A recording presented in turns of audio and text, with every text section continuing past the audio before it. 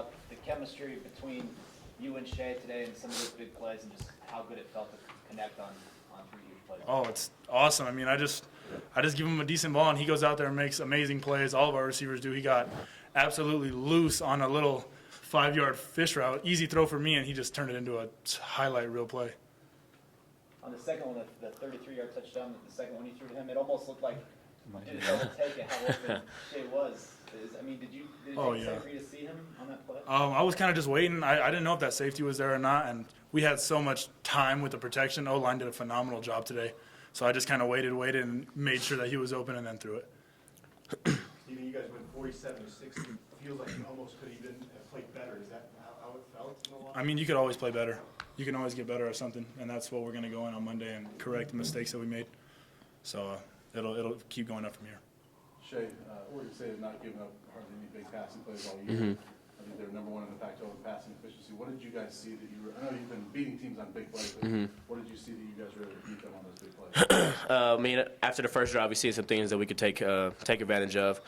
Talked to Coach Cheverini and Coach Linger, and we just called some plays that worked. So it's fine with me. You guys have been here for some highs and lows. I wonder what it means to be 2-0 in the Pac-12. What does that feel like? You want to go first? I've been here. So we had 2 losing seasons, my freshman and sophomore year, and then this junior year is just turning around. It's amazing right now. 4-1. We still have some great things to do ahead in the future, but just cherish the moment right now.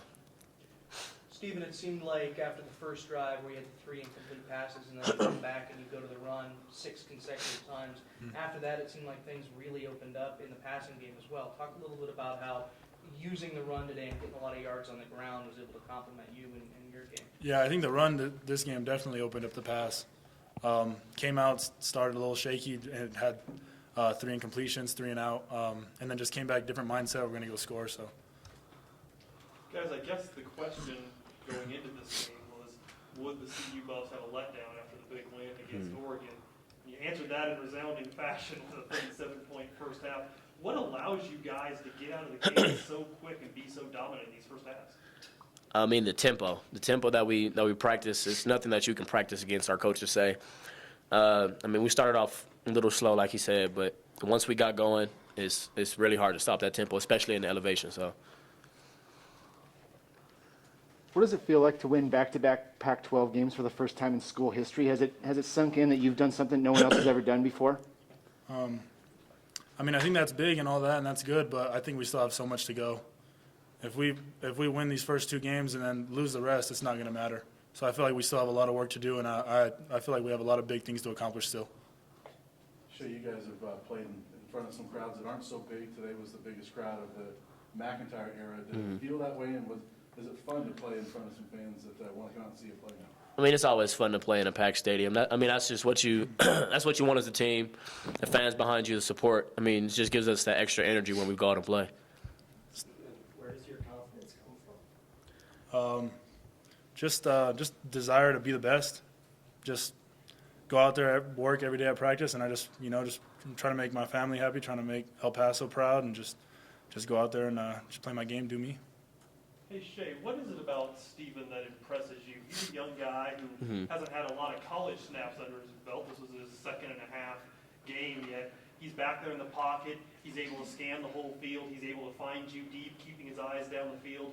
He seems maybe wise beyond his experience. What impresses you? Just him staying level-headed. Especially after last week's game, he probably, I think, broke 2 records or somewhat. And we told him just don't get complacent. And he didn't do that. He came out, balled out today. And just his poise and energy that he brings to the team, it's overwhelming to me. As receivers, are you guys going to have to start lobbying your quarterbacks to keep throwing you these deep balls? Is it going to become a competition between you, Devin, and Bryce? We always tell him, let's go deep. That's what every receiver wants, but it just happens we could break the short ones also. So. Steven, when did you know you were going to start? Kind of towards the middle of the week. They still weren't sure about Cepho, and so they gave him time to rest and heal up, and they gave me the go-ahead, and that's kind of how that happened. And then once in the huddle, once you guys were quite successful, how challenging was it to keep everybody's head in the game, and even though it's a big lead, you need to still keep the gas going? I don't know if it was real challenging. It was kind of just more like it's still a ton of game left. We need to just stay focused. But our guys are just so hungry, and they got a lot of heart, a lot of desire. They just want to play and put up as many points as we can. Steven, this might be an unfair question to ask you, but when Cepho is healthy, who should start at quarterback on this team? That's not for me to decide. That's for Coach McIntyre, Coach Sev, Coach Lindgren. They're gonna see who gives us the best chance to win, and that's who will play. How good do you feel, though, that you put yourself in that conversation to be able to make it a tough choice? I mean, I feel like I just went out there, played my game, played well, and I know we have two great quarterbacks. Cepho's a great quarterback. I like to think that I'm a pretty decent quarterback, so they got some decent guys to choose from. One of the big coaching cliches they always use is you're either getting worse or you're getting better. Do you guys feel like you're getting better week to week? It certainly I think we're definitely getting better week to week. I think we go out every week with a new mindset, clean slate. It's almost like we're 0-0 again, just going out preparing for a different team.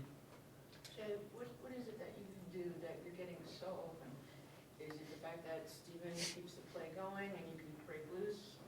Of course, there's the pure speed aspect of it.